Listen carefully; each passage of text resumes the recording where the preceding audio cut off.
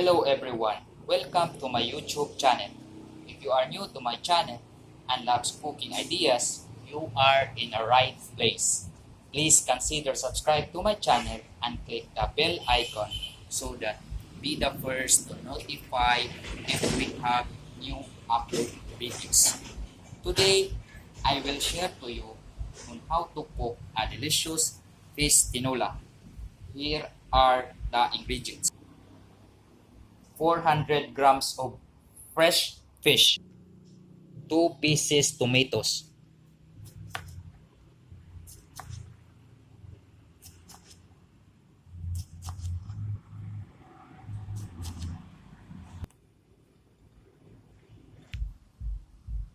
spring onion cut into 2 inches long,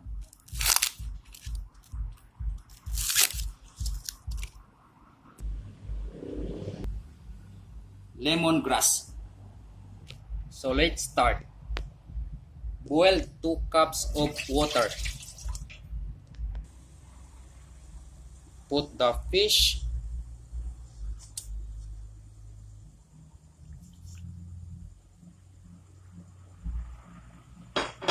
and add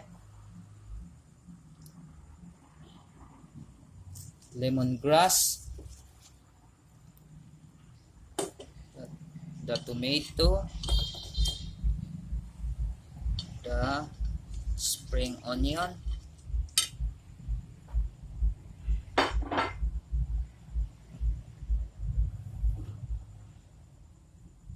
season with some salt,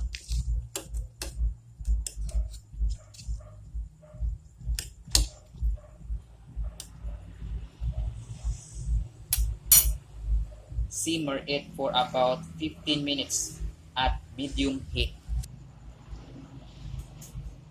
After waiting for 15 minutes, our fish tinola are already cooked.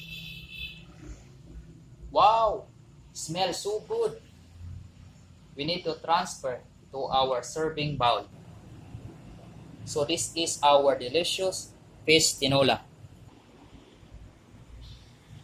If you like more videos, please don't forget to subscribe to my channel and hit the bell icon so that be the first to notify if we have new upload videos. Thank you for watching.